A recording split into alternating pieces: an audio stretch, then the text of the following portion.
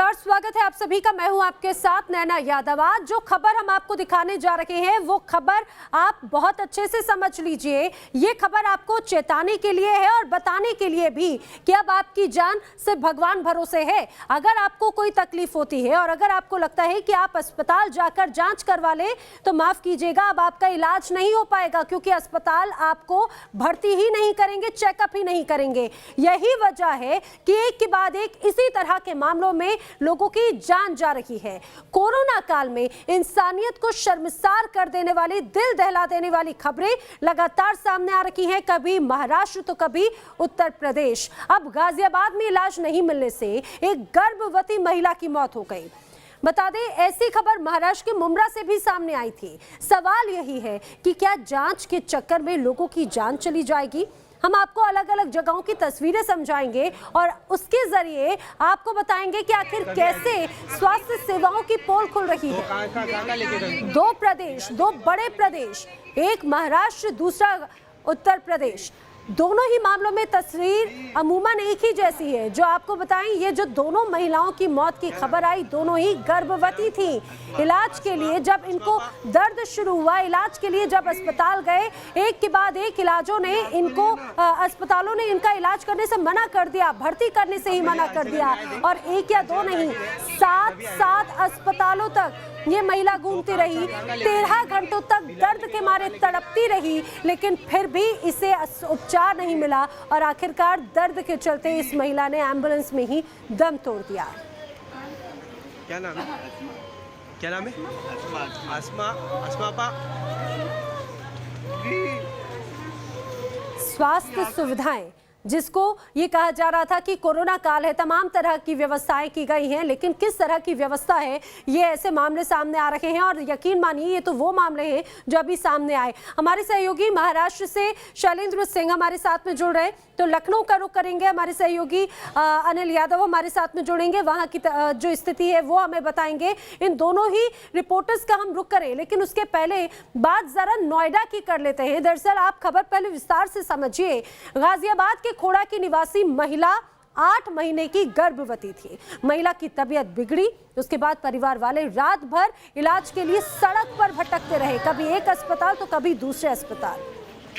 लेकिन गर्भवती महिला को किसी भी अस्पताल ने एडमिट नहीं किया, कई अस्पतालों ने लेने से ही मना कर दिया। जिसके बाद महिला ने चलती एम्बुलेंस में ही दम तोड़ दिया है। बताया जा रहा है कि निजी अस्पतालों से लेकर सरकारी अस्पतालों ने महिला को एडमिट ही नहीं किया।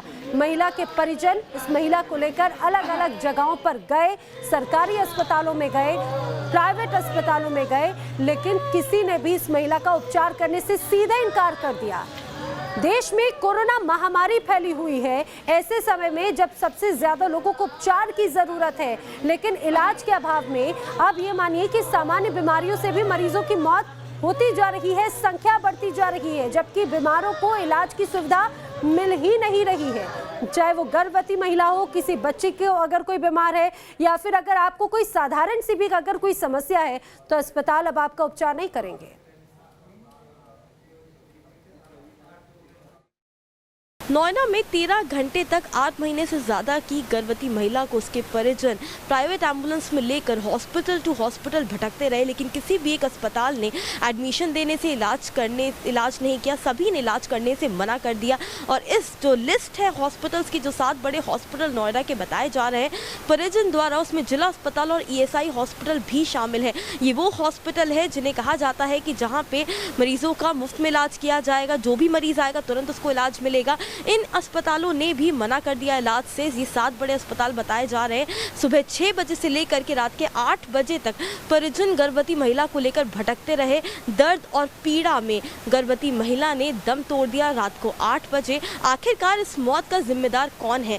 नोएडा में एक के बाद एक ये अमानवीय घटना स्वास्थ्य विभाग की सामने आ रही है। इससे पहले एक छोटे बच्चे ने इलाज ना मिलने से दम तोड़ दिया था और अब एक गर्भवती महिला ने दम तोड़ दिया इलाज ना मिलने के चलते। नोएडा में स्वास्थ्य विभाग की ये बड़ी लापरवाही है और एक के बाद एक कमेटी बैठाई जाती है, जांच की जाती है, लेकिन इसकी रिपोर्ट कभी नहीं आ पाती है, जिसके चलते अस्पतालों की जो लापरवाही है, अस्पतालों की जो ढिलाई है वो लगातार सामने देखी जाती है। अस्पतालों की मनमानी सामने दिखी जाती है, इलाज करने से मना कर देते हैं अस्पताल, गरीब असहाय होकर के एम्बुलेंस में भटकते रहते हैं, लेकिन इलाज जो है नोएडा में नहीं मिल पाता। चाहे वो प्राइवेट हॉस्पिटल्स की बात करें, चाहे वो खुद सरकारी अस्पतालों की बात करें, वो सरकारी हॉस्पिटल जिन्हें की कई करोड़ों रुपए की लागत के साथ बनाया गया है, बेड्स लगाने की बातें कही जाती है, इंतजाम की बात कही जाती है, लेकिन ये सारी चीज़ें धराशायी हो जाती हैं ग्राउंड में जब इस तरह की खबरें सामने आती है।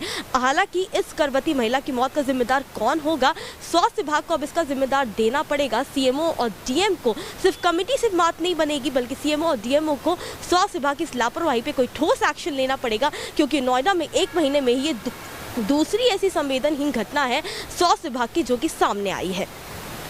नोएडा से वीडियो जर्नलिस्ट सुमित कुमार के साथ हर्ष चंदवानी, न्यूज़ नेशन।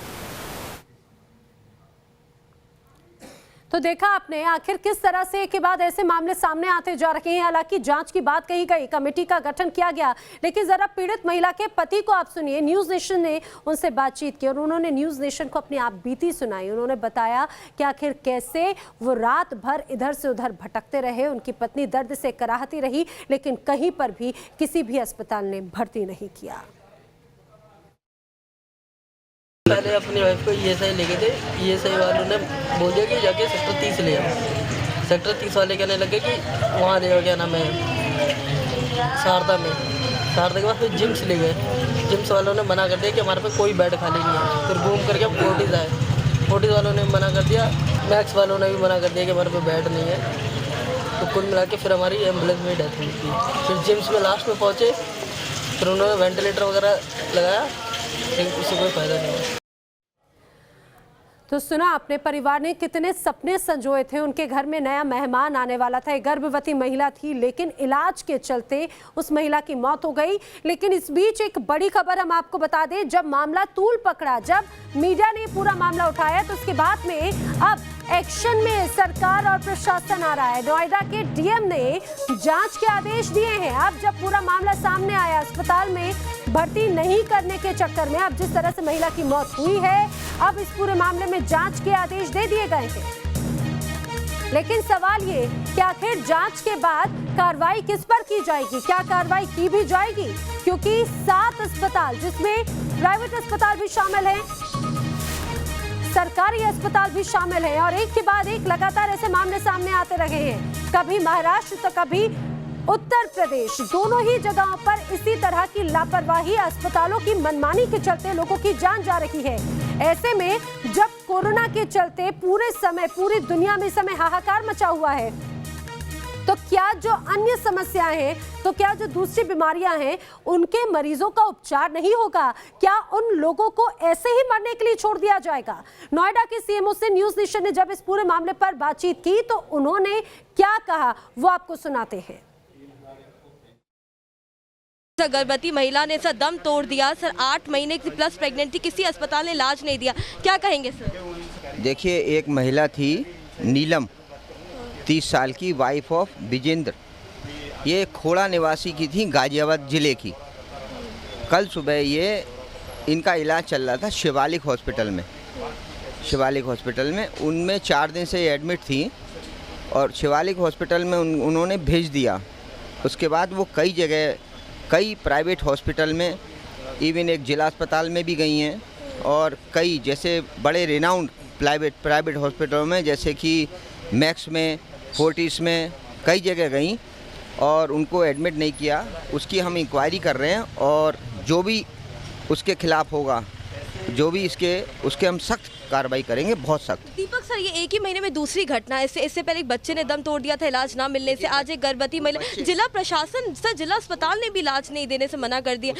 उसके लिए हम कार्रवाई कर रहे हैं और आईएमए की आज मैंने अभी मीटिंग बुलाई है पूरी, जिसमें जो प्राइवेट डॉक्टर्स इन्वॉल्व हैं उसको भी हम जो जो जो उसमें लिप्त होगा उसके खिलाफ हम सख्त कार्रवाई करेंगे। एक और सर, दीपक सर, चूंकि प्राइवेट हॉस्पिटल भी सर इन्वॉल्व हैं, सर क्या प्राइवेट हॉस्पिटलों को सर नोटिस भेजा जाएगा, सर उनसे जवाब तलब किया जाएगा सर प्रशासन द्वारा? बिल्कुल बिल्कुल नोटिस भेजा जाएगा। जो भी उसमें जिम्मेदार प्राइवेट हॉस्पिटल है उसके खिलाफ सख्त कार्रवाई करेंगे हम। सीएमओ की माने तो इस पूरे मामले में 3 लोगों की कमेटी बनाई गई है, जांच किया जाएगा। प्राइवेट अस्पताल भी इस जांच के घेरे में आएंगे। नोएडा से वीडियो जर्नलिस्ट सुमित कुमार के साथ हर्षद चंदवानी। और शैलेंद्र कुमार जी हमारे साथ में हैं, जो कि इस महिला के परिजन हैं, वो उनके परिवार के हैं।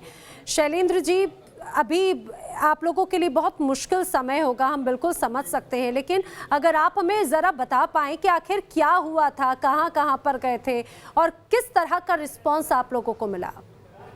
जी, सबसे पहले तो 31 तारीख को थोड़ी ब्लीडिंग हुई थी, तो हम शिवालिक ले गए थे सेक्टर 51 में। जी।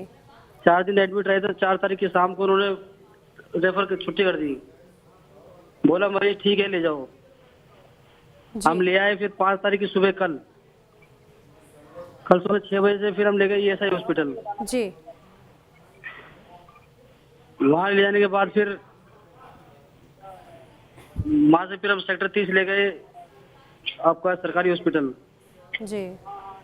उसके बाद जी उन्होंने भी कहा ले जाओ, कहाँ से आए हो आप? हमने कहा जी खोड़ा से आए और ESI से रेफर होकर आए। तो मैडम बैठी थी दूर से, कहा कि आप जाइए यहाँ से गाजियाबाद, हम नहीं देखते यहाँ पर किसी को। चलिए कोई बात नहीं। वहाँ से भी हम ले गए शिवालिक फिर दोबारा। जी। वहाँ भी उन लोगों ने भर्ती नहीं किया। फिर ले गए हम फोर्टिज हॉस्पिटल सेक्टर 62 में।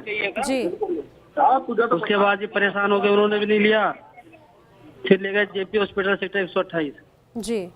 वहाँ भी उन लोगों ने कोई रिस्पांस नहीं दिया, कोई ट्रीटमेंट नहीं दिया। फिर शारदा यूनिवर्सिटी ले गए। उसके बाद वहाँ भी उन लोगों ने कुछ नहीं ट्रीटमेंट दिया जी। उसके बाद ले गए। शैलेंद्र जी, एक आपको जब आप लोग इस अस्पताल में पहुंचे तो क्या बोलते हुए उन्होंने मना किया, ये भी जरा बताइएगा, क्योंकि प्राइवेट अस्पताल और सरकारी अस्पताल दोनों ही अस्पतालों की तरफ आप लोग गए हैं। सरकारी में गया, पहली बात तो उन्होंने देखा ही नहीं। जी। दूर से कहा आप जाइए यहाँ से। जी। सबसे बड़ी समस्या ये कि मरीज को ट्रीटमेंट नहीं मिला सही समय पे। जी। जिस हॉस्पिटल गए, शारदा यूनिवर्सिटी गए, जिम्स गए कल दोपहर 6 बजे के आसपास, वहाँ भी उन्होंने कहा कि हमारा बेड खाली नहीं है, आप ले जाइए कहीं भी। जी। हमने उनसे सिर्फ एक ही रिक्वेस्ट करी, ऐसे तो जच्चा बच्चा दोनों मर जाएंगे। जी। बोला हम ऐसे रेफर नहीं कर सकते किसी हॉस्पिटल को। जी। तो बेड खाली नहीं होने का हवाला दिया। बिल्कुल शैलेंद्र जी, हम समझ सकते हैं कि आपका और आपका पूरा परिवार इस समय किस तरह से अभी दुख की घड़ी में है, लेकिन लगातार मांग की जा रही है ऐसे लोगों पर कार्रवाई करने की, क्योंकि जिन बड़े अस्पतालों की तरफ ये महिला और उनके परिजन गए, लेकिन किसी ने उसका उपचार करने से ही मना कर दिया, तो किसी ने बेड की कमी होने का हवाला दिया। हमारे सहयोगी हमारे साथ में है, मनीष भी हमारे साथ में इस समय गाजियाबाद से जुड़ रहे हैं। पहले मनीष का ही रुख कर लेते हैं। मनीष, बहुत ही शर्मनाक ये घटना है ऐसे समय में जब महिला परेशान होती रही, वो भी ऐसे समय में उत्तर प्रदेश में कि कुछ ही दिनों के अंदर दूसरा ये मामला सामने आया। सवाल कई खड़े होते हैं स्वास्थ्य विभाग पर, क्योंकि ये जो मौत है ये उस महिला की नहीं, पूरे सिस्टम की मौत है। किस तरह से कार्रवाई की बात कही जा रही है?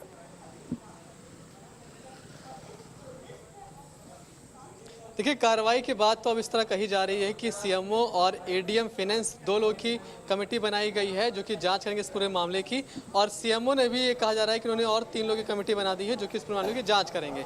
जांच की रिपोर्ट 3 से 4 दिन में सामने आएगी, उसके बाद सख्त से सख्त कार्रवाई की जाएगी, ऐसे आश्वासन दिए जा रहे हैं। जितने भी प्राइवेट अस्पताल थे उन सभी को नोटिस जारी किया जाएगा, उनसे जवाब मांगा जाएगा। ये तो बात रही कार्रवाई की, लेकिन अभी अभी आपने जो पीड़ित से बात करी है हमने, मैं आपको बताऊं नैना कि पीड़ित ने शायद ही ऐसा कोई नाम ना लिया हो जो कि नोएडा के प्राइवेट अस्पतालों में बड़े नामों में जिसका नाम शुमार ना हो। मतलब लगभग हर बड़े प्राइवेट अस्पताल का नाम उन्होंने ले लिया है। आप सोचिए, किसी गले मोहल्ले में भी अगर कोई क्लिनिक होता है, कोई नर्सिंग होम होता है, तो वहाँ के आसपास के लोगों की इतनी उम्मीदें होती हैं कि कुछ होगा तो वहाँ पहुँच जाएंगे, इलाज मिल जाएगा। जी। ऐसे में 13 घंटे तक सुबह 6 बजे से लेकर शाम के 7 बजे तक ये परिवार भटकता रहता है।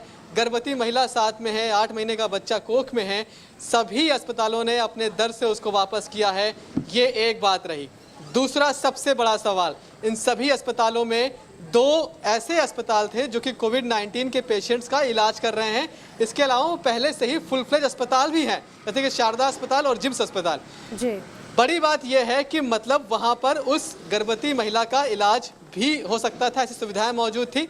साथ ही साथ कोविड-19 के पेशेंट का किस तरह से इलाज करना है वो सारे एहतियात भी उनके पास ज़रूर मौजूद थे। मतलब अगर एक वक्त को ये भी मान लिया जाए कि वो महिला कोविड-19 पॉजिटिव थी भी, तब भी उसे इलाज वहाँ पर मिलना चाहिए था, उसे ट्रीटमेंट वहाँ मिलना चाहिए था। ऐसे में प्रशासन ने, अस्पताल ने क्या सोचा कि महिला को अस्पताल के बाहर से ही वापस कर दिया गया। बिल्कुल मनीष, सवाल तो यही खड़े हो रहे हैं कि आखिर 1 2 नहीं 7 अस्पताल जहां पर, और ऐसे अस्पताल जो पूरी तरह से सुविधाओं के साथ में लैस हैं। अनिल का रुख करते हैं। अनिल, जिस तरह से पूरा मामला सामने आया, अब सरकार का रुख बहुत ज्यादा अहम है, क्योंकि नोएडा गाजियाबाद जैसे बड़े शहरों में अगर अस्पतालों की ये स्थिति है तो फिर लोग उम्मीद किससे करेंगे? सरकार क्या कोई इस पूरे मामले पर संज्ञान ले रही है? क्या किसी तरह से कोई कार्रवाई की जा रही है?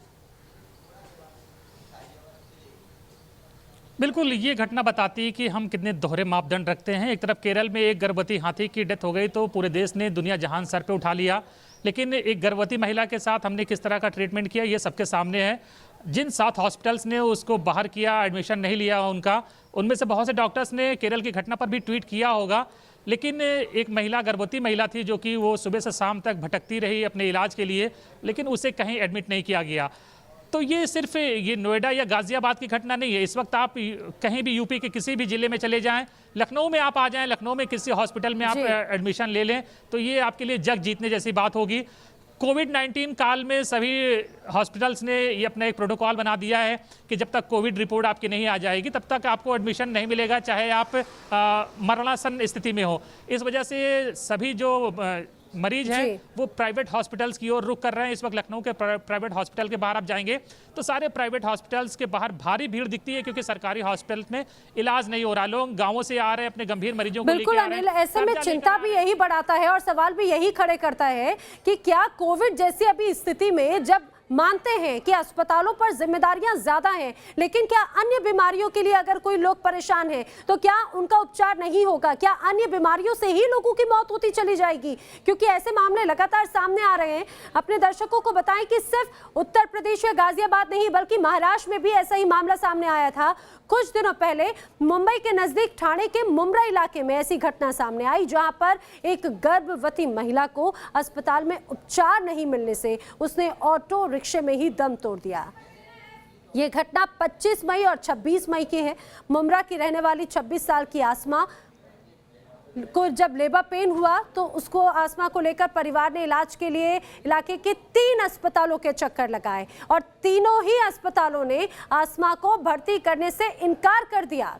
अस्पतालों के चक्कर लगाते लगाते आसमा ने आखिरकार उस ऑटो में ही दम तोड़ दिया जिससे वो उम्मीद लगाए बैठी थी कि वो अस्पतालों में जाएगी और उसको उपचार मिलेगा। क्या नाम है?